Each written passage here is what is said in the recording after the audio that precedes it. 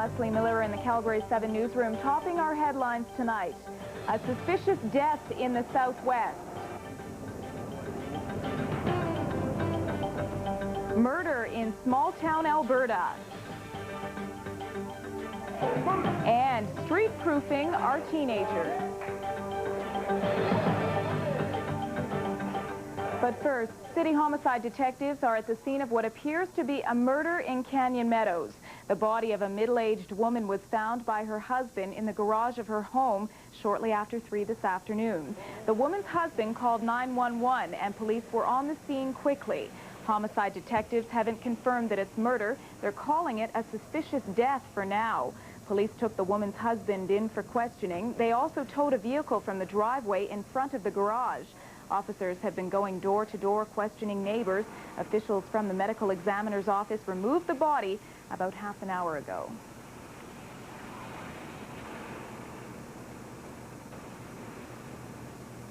Now, a shocking story of murder in small-town Alberta. It happened in Spirit River, a tiny community just north of Grand Prairie. The victim is Faye Weisenberger, the principal of the elementary school there. She was found murdered in the school's library. Tonight, the school's janitor is facing a charge of second-degree murder. Bonnie Fox has the latest. I just feel half of me has been taken away. Maybe more than that. Ray and Faye Weisenberger would have celebrated their 33rd wedding anniversary next month. Instead, Ray and his 3 grown children must try to make sense of Faye's sudden and violent death. We just can't understand that anyone would want to harm her. With flags at half-mast, Spirit River Elementary is closed to students today. Workers are replacing the carpet in the library where Faye's body was found, and teachers prepare each other to comfort the 140 children expected back in class tomorrow. There will be members of a critical response team here tomorrow and staff members, so the students are encouraged to come here to be part of the process. Just over 1,000 people live in Spirit River, and everyone knows Faye Weisenberger. She taught school here for 22 years, then 6 years ago became school principal. It's hard enough doing an investigation like this, let alone when you know everyone, including the accused. And that's what makes things like this so difficult on all of us. As they follow through on their murder investigation, police are working with the Weisenberger family. And the family is working on ways to carry on without the woman who gave so much to their lives. We're just totally devastated. You know, this whole situation is so senseless, and we just don't even know how to begin to deal with it. In Spirit River, Bonnie Fox, Calgary 7 News.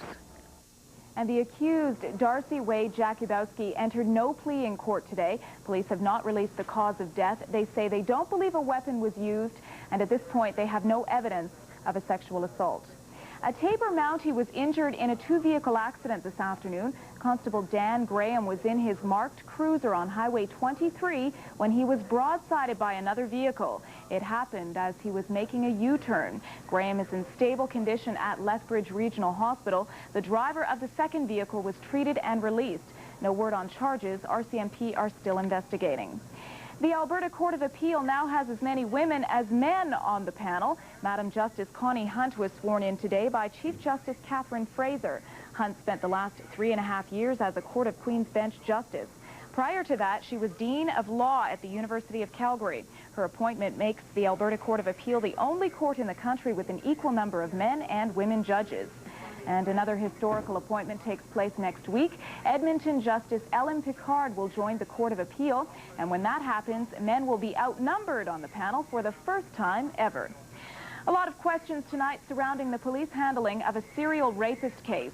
Last week, Michael Jack McNally was charged with 4 separate sexual assaults, one of them against a hitchhiker in the Canmore area last month, at least 2 others against city prostitutes last April. Police didn't inform the public about those attacks, even though they had an accurate description of the suspect. Millar Saginaw with more on the public's right to know. Michael Jack McNally, arrested 2 weeks ago for attempted murder and sexual assault against a Canmore hitchhiker. He's also charged with at least 3 other attacks against Calgary women. two of them involving prostitutes. The first on April 5th this year, and again on April 10th. Both were abducted, sexually assaulted, and beaten. Word went out on the hooker stroll, but the public was never told. At that point in time, we felt that it was only prostitutes. The victims that we had were prostitutes, but that has no bearing on whether or not the press release was made. If we were to make a press release, then the suspect would also be aware of where we are at with the investigation. In fact, police had already drawn a composite sketch, a sketch we weren't allowed to see. Does it look like McNally? I would say so. Superintendent Jim Matthews says there's no firm guidelines on whether to release information to the public or not, but he's satisfied his officers did the right thing. This is one of those situations where, regardless of what you do, I think it comes down to an assessment made at the time. In hindsight, though, would you have changed that? Well, I wasn't the investigator. What I feel, I guess, is really a moot point. But the questions remain. Could the other sexual assaults have been prevented if police had released a description of the suspect on April 5th? Or would it have just sparked unnecessary panic in the community? Hypothetical questions, yes, and questions we may never know the answers to. At police headquarters, Milar Sega, Calgary 7 News. Police say they have no plans to review their policy on releasing information to the public. In the meantime, McNally remains in custody and police aren't ruling out laying even more charges. Police in Fredericton, New Brunswick have charged a suspect with first-degree murder in connection with the death of an 8-year-old girl. The body of Jackie Clark was discovered in a heavily wooded area this morning. She had been missing since Saturday night. 35-year-old Murray Edward Lyons made a brief court appearance this evening. An autopsy will be performed in Halifax to determine how she died. A question that comes to mind in this case is, could Jackie's death have been prevented? Well, it's still too early to tell, but it's stories like this that reinforce the importance of street-proofing your kids. Often it's elementary-age children who are warned about certain dangers. But now experts say parents could be taking steps to help protect their teens. Our Family Issues reporter Barb Mitchell has more. Kelly Barthol is 17 years old and realizes young women are a common target of violence. She's concerned about her personal safety, and her parents are too. That's why they insisted she sign up for a martial arts class.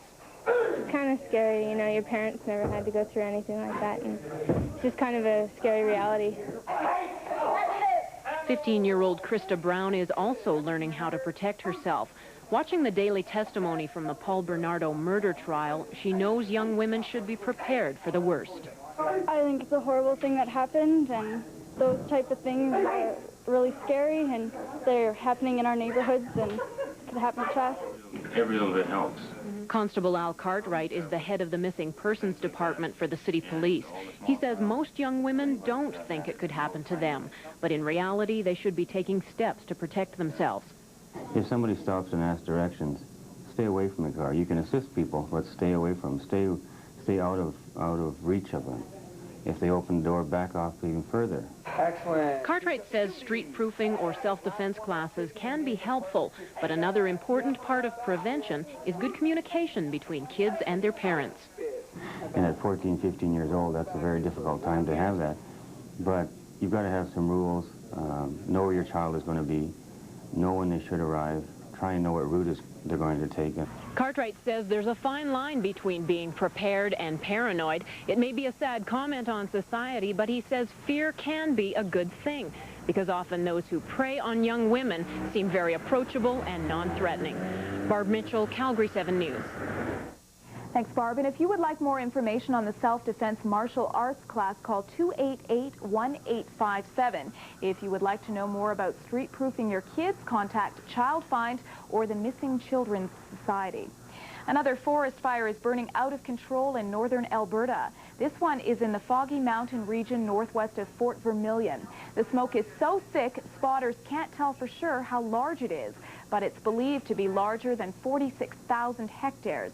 The cost of fighting Alberta's 22 fires has now exceeded $15 million. That's half of the province's annual budget. Well, turning to the weather, that is quite a storm that's surrounding us. We've got a lot of showers and things starting from north of Red Deer up to Innisfil, and west of us there are some pretty heavy showers developing.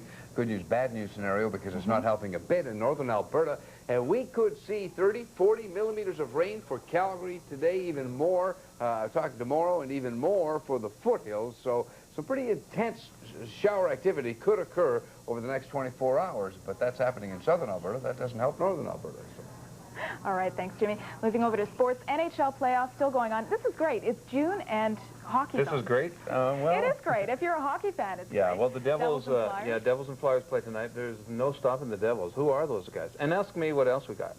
What else do you have? I'm glad you asked. We got a local kid who's going to make a career playing in the bigs. We've got the Stampeders, and ask me what else I got. Bret Hart. I'm glad you asked. Bret Hart feature. How about I just watch the show? Why don't you? All right, I'll do that. Still ahead on Calgary 7 News, we'll meet a Calgary family who's been a target for thieves over and over again. And we'll look at why there's such an increasing need for Calgary's distress and drug centers. Stay with us.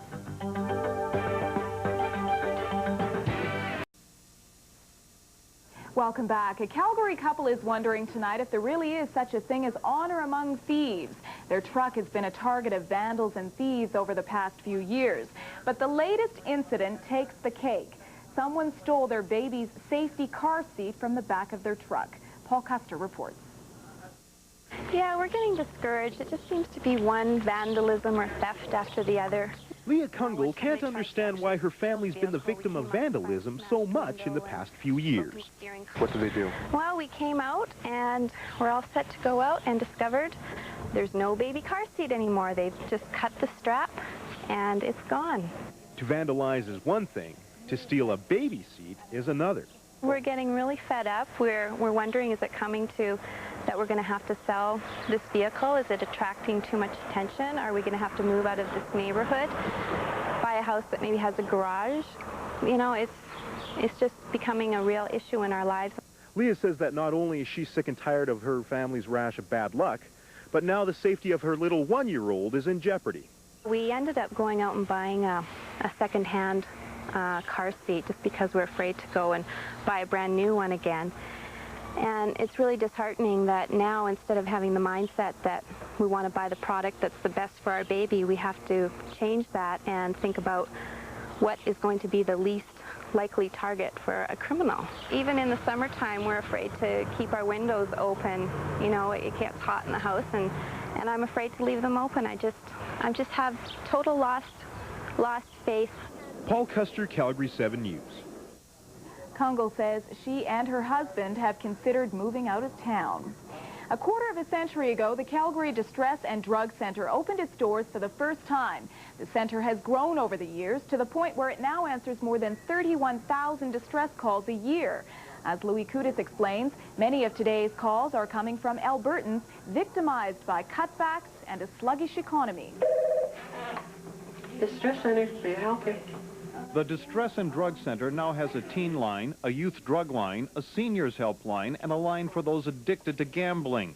Short and long-term counseling are also available, and there is a rural crisis line for those who live outside Calgary. And this teenage volunteer says calls from teenagers with drug problems are increasing rapidly. Just a lot of kids who are really trapped in it. Some of them their parents use, some of them they use, and they feel pretty trapped and they can't get out of it, and their whole lives are going downhill, and it's really sad. 25 years ago, this center was set up as a drug distress center for people who had problems with drugs or drug overdoses. Now the calls that they're getting deal with every problem in our society, emotional and financial. The executive director of the center says cutbacks to Alberta's healthcare system are compounding the stress people are feeling. People that ordinarily would go to the hospital or they might go to government services are turning up here in crisis. So the access to those kinds of services, whether real or imagined, are certainly real for people out there, and it is making them anxious. And a senior volunteer says the rising number of calls from troubled kids may be due to the increasing economic pressure families are under. Mental health problems, which sometimes are involved with unemployment, family relationships, parent-children interactions. The center also says last year it received almost 23,000 calls from Albertans who sought help with emotional issues and relationships that were not working. Louis Kudis, Calgary 7 News. And if you would like to talk to someone at the Distress Center, call 266-1605. Contingency plans are underway to withdraw Canadian peacekeepers out of Bosnia. Defense officials in Ottawa say Operation Cobra could involve as many as 2,000 troops, but they caution the operation shouldn't be confused with any plan to rescue 13 Canadian soldiers still being held by the Serbs. Earlier today, the Serbian president expressed optimism that 250 UN peacekeepers would soon be freed, but he didn't say when that might happen. The jury in the Paul Bernardo murder trial heard more horrific evidence today. This time, a frightened Kristen French could be heard trying to appease an angry Paul Bernardo on videotape. The tapes show him beating French, forcing her to perform degrading sex acts, and threatening her with death. Sue Scambatti is covering the trial, and once again, we warn that some of you may find the contents of this story disturbing. The sobbing of a terrified Kristen French echoed through the courtroom as videos of her alleged confinement were played. Prosecutors say 3 nights of terror began with her being filmed in the washroom in Bernardo St. Catherine's home. At one point she asks, "Is it past 6 o'clock yet?" Bernardo replies, "Yeah." French says, "My mom will be worried." Court was told the videotaping moved to the Bernardo's master bedroom. Rap music blares in the background as Bernardo allegedly forces French to perform sex acts. French can be heard crying and gasping for air. Bernardo says, "Make me happy, right? Don't make me mad. Be good to me, no matter what." In other segments, Bernardo is heard directing sex acts between French and his ex-wife, Carla Homolka. At times, Homolka is the camera operator and tells Kristen to smile. Just try to feel at home. Get comfy. Court was told French was beaten by Bernardo, punched on the back, and at one point forced to say she loved him 26 times in a row. All the while, French is crying, and her voice seems to shrink to that of a little girl. She's so frightened. Bernardo also repeatedly is heard telling Kristen to smile and says, "Tell me you love me. Tell me you love Carla." Homolka and French are videotaped dressing up as schoolgirls, putting on makeup and testing perfume. Homolka tells Kristen, "Don't be nervous. You're doing fine." In his opening statement, the Crown says Kristen began to rebel. The jury watched a video segment where French is in the bathtub and Bernardo urinates on her as punishment. Afterwards, as Kristen is bathing in the tub, Bernardo is heard to say, "Pretend like you're in Hollywood." In the last segment of the day, French is heard repeating more of what the Crown says are Bernardo's scripted statements. "You're the king," she says. "You are the most powerful man in the world." Bernardo is heard telling Kristen that her life depends on her performance. That story from Sue Scambatti, and Kristen French's parents were not in the courtroom today. There are now only 2 alternate jurors remaining in the O.J. Simpson murder trial. Judge Lance Ito today dismissed the jurors, a black man and an Hispanic woman. The woman was accused of racism, while the man reportedly intimidated other jurors. Simpson's defense team is taking one of the dismissals to appeal court, but it's not clear which one. In New York today, 2 subway trains collided, killing a train operator and injuring 60 commuters. It happened during the start of morning rush hour. The trains slammed into each other on the middle of a bridge high above the East River. Rescuers needed ladders to reach passengers trapped in the cars. No word yet on the cause. Actor Christopher Reeve underwent a 6.5-hour operation today to stabilize his injured neck. Doctors in Virginia fused the top vertebrae of his spine to the base of his skull to help him hold his head straight. Despite the surgery, Reeve isn't expected to regain any mobility or breathe on his own.